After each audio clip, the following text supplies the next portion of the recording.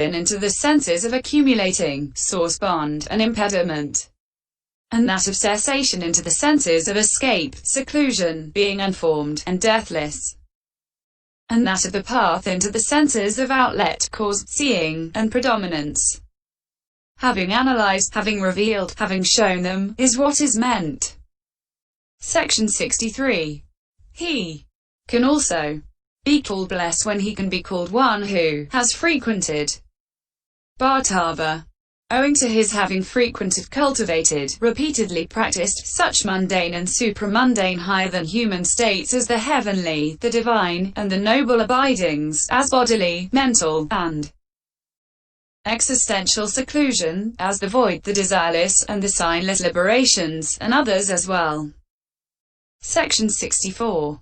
He can also be called blessed when he can be called one who has rejected going in the kinds of becoming, because in the three kinds of becoming, bhava, the going, in other words craving, has been rejected, vanta, by him, and the syllables bha from the word bhava, and ga from the word gamana, and va from the word vanta with the letter a lengthened, make the word bhagava, just as is done in the world of the grammarians outside the dispensation, with the word mekhala, waist girdle, since garland for the private parts can be said. Section 65.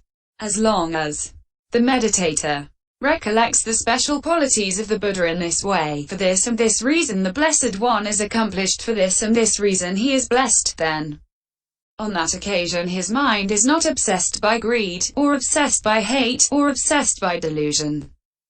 His mind has rectitude on that occasion, being inspired by the Perfect One. A 3285.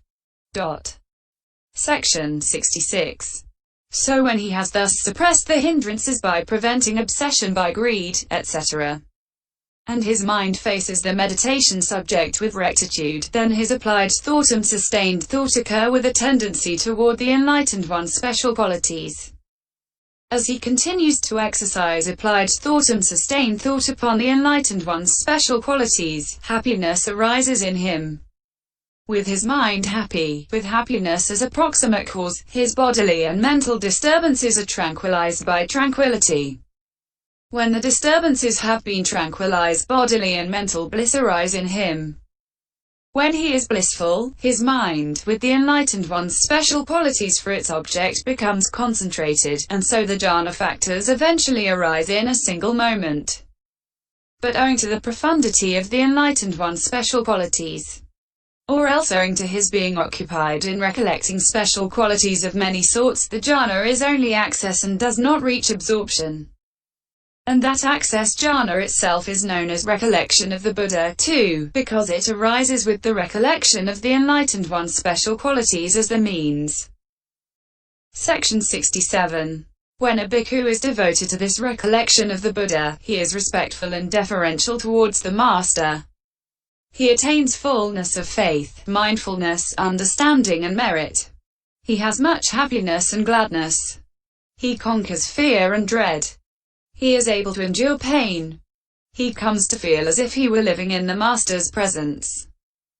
And his body, when the recollection of the Buddha's special qualities dwells in it, becomes as worthy of veneration as a shrine room. His mind tends toward the plane of the Buddhas. When he encounters an opportunity for transgression, he has awareness of conscience and shame as vivid as though he were face to face with the Master. And if he penetrates no higher, he is at least headed for a happy destiny. Now, when a man is truly wise, his constant task will surely be this recollection of the Buddha blessed with such mighty potency. This, firstly, is the section dealing with the recollection of the Enlightened One in the detailed explanation. Opening square bracket. Recollection of the Dhamma. Section 68. One who wants to develop the recollection of the Dhamma law should go into solitary retreat and recollect the special qualities of both the Dhamma law of the scriptures and the ninefold supramundane Dhamma state as follows. The Dhamma is well proclaimed by the Blessed One, visible here and now, not delayed, timeless, inviting of inspection, onward leading, and directly experienceable by the wise. MI 37. A 3285. Opening square bracket. Well proclaimed. Section 69. Well proclaimed. In this clause the Dhamma of the scriptures is included as well as the other. In the rest of the clauses only the supramundane Dhamma is included. Herein, the Dhamma of the scriptures is well proclaimed because it is good in the beginning, the middle, and the end, and because it announces the life of purity that is utterly perfect and pure with meaning and with detail. CMI 179. Even a single stanza of the Blessed One's teaching is good in the beginning with the first word, good in the middle with the second, third, etc., and good in the end with the last word, because the Dhamma is altogether admirable. A sutta with a single sequence of meaning 30 is good in the beginning with the introduction, good in the end with the conclusion, and good in the middle with what is in between. A sutta with several sequences of meaning is good in the beginning with the first sequence of meaning, good in the end with the last sequence of meaning, and good in the middle with the sequences of meaning in between. Furthermore, it is good in the beginning with the introduction, giving the place of, and the origin, giving the reason for its utterance. It is good in the middle because it suits those susceptible of being taught, since it is unequivocal in meaning and reasoned with cause and example. It is good in the end with its conclusion that inspires faith in the hearers. Section 70. Also the entire Dhamma of the dispensation is good in the beginning with virtue as one's own well-being. It is good in the middle with serenity and insight and with path and fruition. It is good in the end with nibbana. Or alternatively, it is good in the beginning with virtue and concentration. It is good in the middle with insight and the path. It is good in the end with fruition and nibbana. Or alternatively, it is good in the beginning because it is the good discovery made by the Buddha. It is good in the middle because it is the well-regulatedness of the Dhamma. It is good in the end because it is the good way entered upon by the Sangha. Or alternatively, it is good in the beginning as the discovery of what can be attained by one who enters upon the way of practice in conformity after hearing about it. It is good in the middle as the unproclaimed enlightenment of Pacceka Buddhas. It is good in the end as the enlightenment of disciples. Section 71. And when listened to, it does good through hearing it because it suppresses the hindrances, thus it is good in the beginning. And when made the way of practice, it does good through the way being entered upon because it brings the bliss of serenity and insight, thus it is good in the middle. And when it has thus been made the way of practice and the fruit of the way is ready, it does good through the fruit of the way because it brings unshakable equipoise, thus it is good in the end. So it is well proclaimed because of being good in the beginning, the middle and the end. Section 72. Now, the life of purity, that is to say, the life of purity of the dispensation and the life of purity of the path, which the Blessed One announces, which he shows in various ways when he teaches the Dhamma, is with meaning, because of perfection of meaning, and it is with detail, because of perfection of detail, as it is proper that it should be. It is with meaning, because it conforms to the words declaring its meaning by pronouncing, clarifying, revealing, expounding, and explaining it. It is with detail, because it has perfection of syllables, words, details, style, language, and descriptions. It is with meaning, owing to profundity of meaning and profundity of penetration. It is with detail, owing to profundity of law and profundity of teaching. It is with meaning, because it is the province of the discriminations of meaning and of perspicuity. It is with detail, because it is the province of the discriminations of law and of language. C14. Closing parenthesis. It is with meaning, since it inspires confidence in persons of discretion, being experienceable by the wise. It is with detail, since it inspires confidence in worldly persons, being a fit object of faith. It is with meaning, because its intention is profound. It is with detail, because its words are clear. It is utterly perfect with the complete perfection due to absence of anything that can be added. It is pure with the immaculateness due to absence of anything to be subtracted. Section 73. Furthermore, it is with meaning, because it provides the particular distinction 31 of achievement through practice of the way. And it is with detail, because it provides the particular distinction of learning through mastery of scripture. It is utterly perfect because it is connected with the 5 aggregates of Dhamma beginning with virtue. It is pure because it has no imperfection, because it exists for the purpose of crossing over the round of rebirth's flood. CMI 134. Closing square bracket. And because it is not concerned with worldly things. So it is well proclaimed because it announces the life of purity that is utterly perfect and pure with meaning and with detail. Single quote. Or alternatively, it is well proclaimed since it has been properly proclaimed with no perversion of meaning. For the meaning of other sectarians' law suffers perversion since there is actually no obstruction in the things described there as obstructive and actually no outlet in the things described there as outlets, which is why their law is ill-proclaimed. But not so the Blessed One's law, whose meaning suffers no perversion since the things described there as obstructions and the things described there as outlets are so in actual fact. So, in the first place, the Dharma of the Scriptures is well proclaimed. Single quote. Section 74.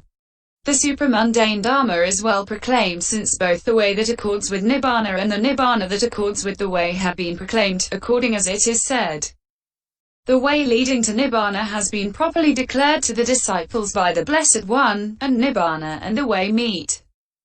Just as the water of the Ganges meets and joins with the water of the Yamuna, so too the way leading to Nibbana has been properly declared to the disciples by the Blessed One, and Nibbana and the way meet.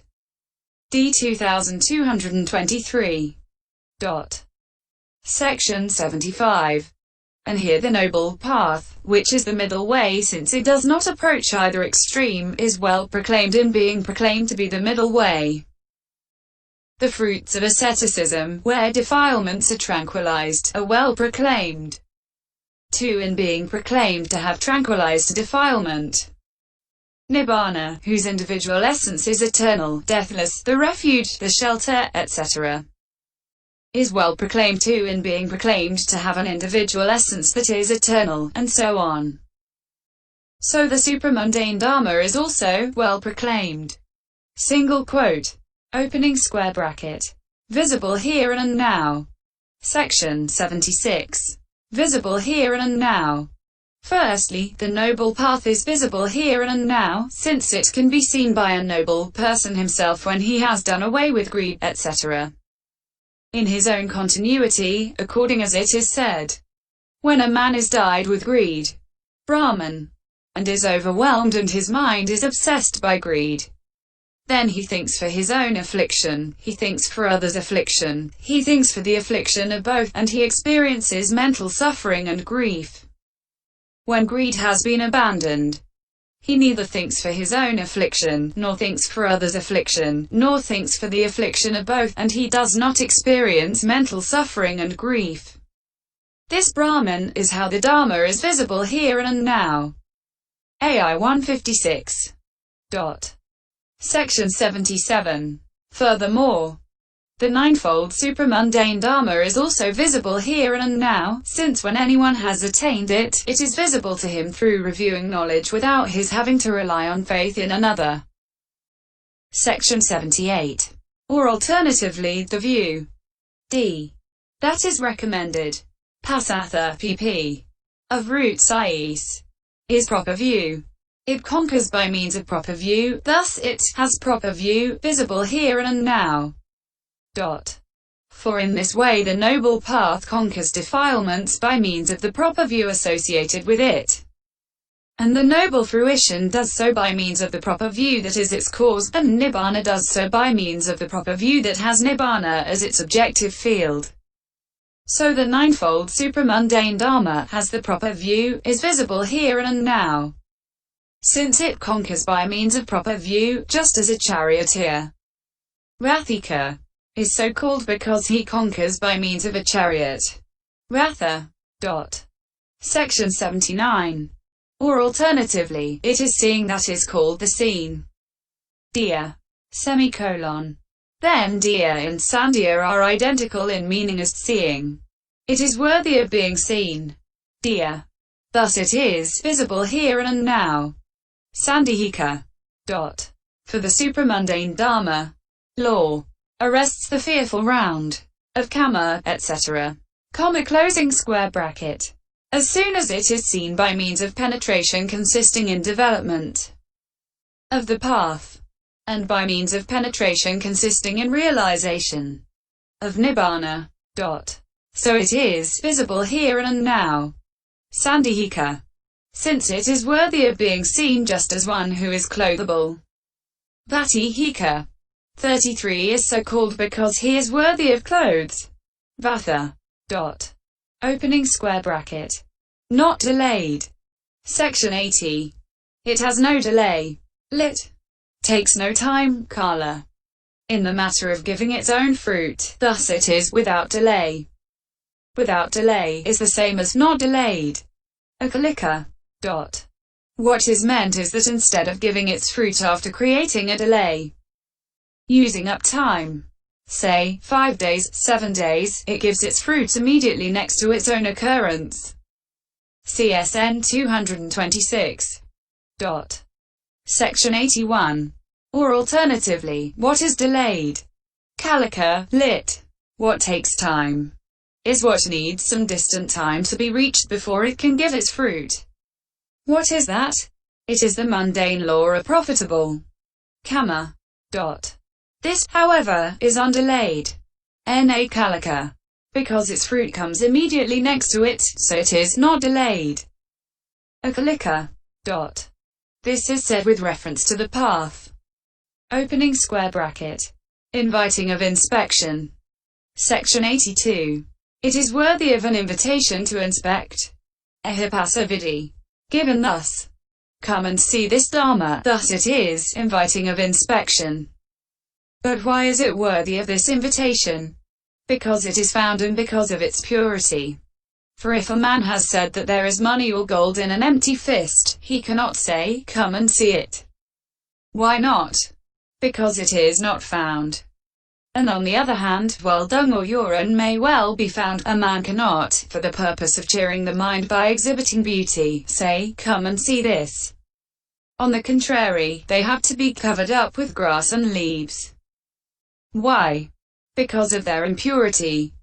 But this ninefold supramundane Dhamma is actually found as such in its individual essence, and it is as pure as the full moon's disk in a cloudless sky, as a gem of pure water on bleached cloth. Consequently, it is worthy of the invitation to inspect since it is found and pure, thus it is inviting of inspection. Single quote. Opening square bracket. Onward leading. Section 83. The word opanayika, onward leading, is equivalent to the gerund, or to can be induced. Here is an exposition. An inducing is an inducement. As the 4 paths and 4 fruitions, this Dhamma is worth inducing.